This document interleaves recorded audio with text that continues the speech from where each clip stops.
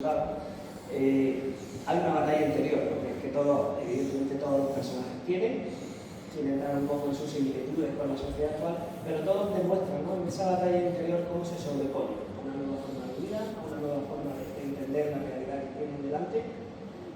Y sí que es verdad que una de las lecturas que se puede hacer, y quiero que me haga una valoración al respecto, es que la sociedad que tiende a separar entre vencedores y vencidos, quizá a veces esté más ciega, ¿no?, que ese propio ciego que ha conseguido superarse, sobreponerse e incluso darle la vuelta, ¿no?, a ese papel que le habían otorgado inicialmente.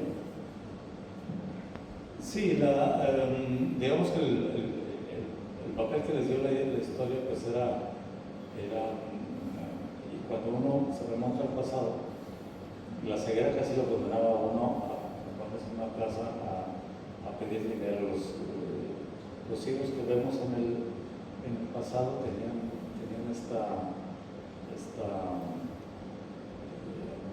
incluso cuando aparecen en la Biblia y demás, siempre tienen este drama del hombre caído, derrotado, y esta era la historia. Pero yo me remonto al año 1014, veo los oficios que existían en aquel entonces, y sin ocuparme de los 15.000, porque no puedo escribir una novela con 15.000 personajes, pero empiezo a tomar a varios que representen las distintas formas de vivir la ceguera. Entonces, hay un extremo, sí, la del hombre derrotado que ya no quiere vivir porque está ciego, y al otro extremo está otro hombre que se llama el gordo Igorón, que como que ni siquiera se da cuenta que está ciego, y él sigue viviendo su vida, él sigue comiendo lo que come, amando a su mujer, cuidando su huerto, y todo como si no hubiera pasado nada. Entonces, en esos dos extremos pues está el herrero, el panadero, el espantapájaros. Hay uno que se vuelve vigía, no ve, pero él es el vigía. Entonces sí, son distintas formas de la ceguera, pero también son distintas formas de afrontar la vida. Y en estos distintos modos, esto es lo que hablábamos de ver cómo la condición humana tiene diferentes ángulos, y cada uno se empieza a ver. La derrota, la fortaleza, la angustia, la idea también de que el ciego quizás no se siente tan mal, pero quizás su pareja ya no lo recibe bien. Te mandé con ojos y volviste ciego. Entonces, no solo están los ciegos, sino los que están del otro lado de los ciegos.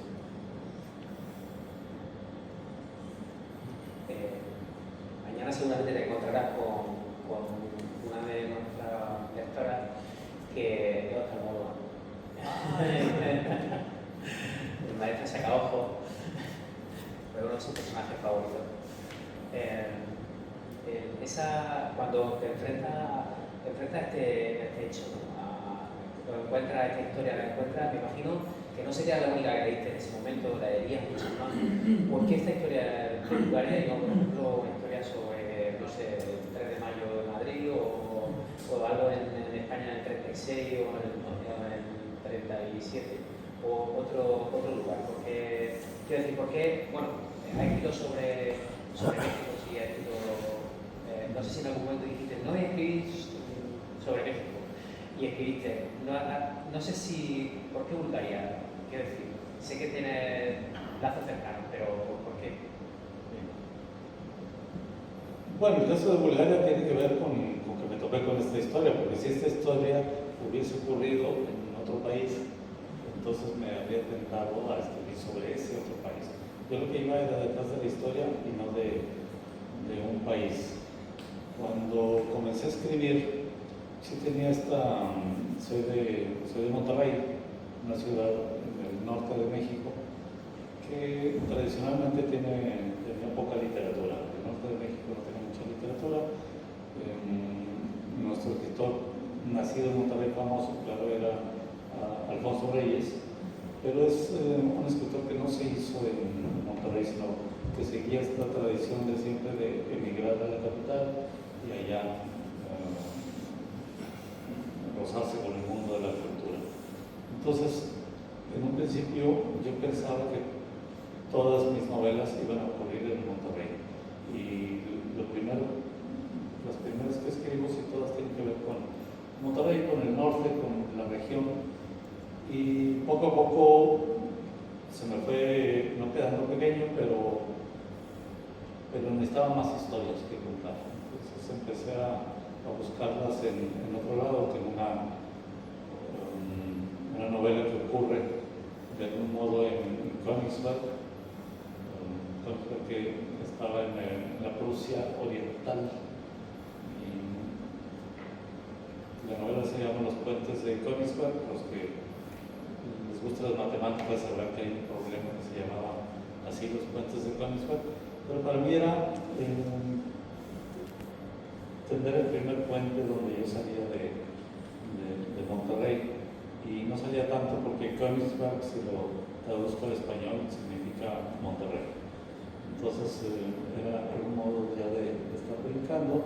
Después escribí una novela sobre Colonia, escribí otra que ocurre en Jerusalén. Y entonces me he brincado ya las fronteras de mi país, de mi ciudad. Y lo que no podría escribir es una novela en España, porque hay una cosa muy curiosa, que uno no domina el español de España. En cambio, sin dominar el búlgaro, uno puede escribirlo como si fuera una traducción del búlgaro al español, a mi español. Y si las pequeñas sutilezas de la lengua que yo necesitaría dominar para poder escribir una novela sobre España en el siglo XIX, esas no las voy a dominar y cualquiera me va a decir, como mañana me va a decir la oftalmóloga, que estoy completamente equivocado, porque siempre he tenido miedo de encontrarme con un oftalmólogo porque cuento cosas que yo sé que no son así, pero al final de cuentas, para poder resaltar ciertas verdades, la novela se cuenta no como, por supuesto que no es una novela histórica, y se cuenta como si se estuviera creando la leyenda de los ciegos, como si a través de estarla contando, alguien contara lo que ocurrió. Ya sabemos cómo son las leyendas, que se pueden exagerar, torcer, alguien cuenta algo que no fue. Hay un par de ocasiones donde el narrador dice, pues esto cuentan pero yo no les creo, o esto cuentan pero es mentira, y entonces vamos abriendo un poquito la puerta a contar una historia que no es fidedigna, pero cuando me tope con un oftalmólogo me va a decir mis verdades, porque hay algunas cositas por ahí que no son como sé que son, pero a veces cuando la verdad está por un lado y cuando la belleza está por el otro, pues me voy hacia la belleza. La literatura puede brincarse ciertas realidades que la ciencia o la oftalmología no puede.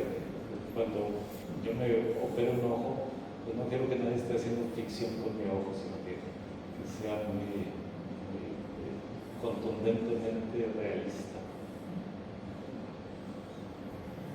La novela tiene